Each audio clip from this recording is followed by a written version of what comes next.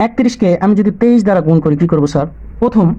প্রথম কাজ হচ্ছে এই 1 আর এই 3 গুণ করা। কি করা স্যার? গুণ করা। তাহলে কত হলো স্যার?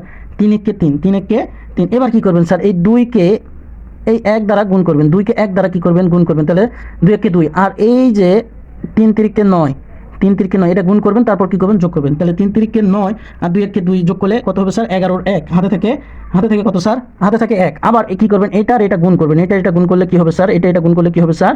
3 দুগুণ 6 আর 1 7। এটি হচ্ছে আনসার। এটি হচ্ছে কি আনসার? এটি হচ্ছে স্যার। আজকে আমরা শিখবো এক লাইনে গুণ করার টেকনিক, একটা ম্যাজিক টেকনিক শিখবো।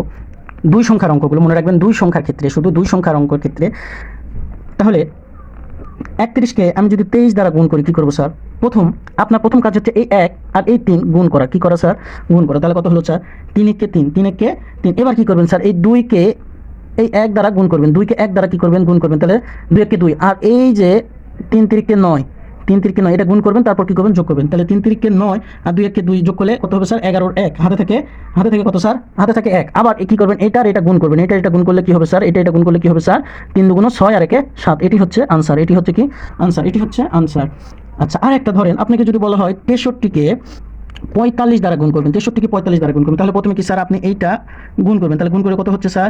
3 5 15 5। হাতে থাকে কত? হাতে থাকে 1। এবার কি করবেন স্যার? এটা গুণ করবেন। তাহলে 3 4 12 আর এটা গুণ করবেন। 3 4 12 আর এতে হচ্ছে 5 6 30, 30 আর 12 যোগ করলে হচ্ছে 42, 42 আর এই হাতের 1 43, 43 এর 3 হাতে থাকে 4। এবার কি করবেন? এটা গুণ করবেন। এটা গুণ করলে 4 24 আর 4 28, 24 আর 4 28। এটাই হচ্ছে আনসার। তাহলে আপনারা অবশ্যই আমাকে কমেন্টে জানাবেন 65কে 45 দ্বারা গুণ করলে কত হবে? কমেন্ট বক্সে জানাবেন।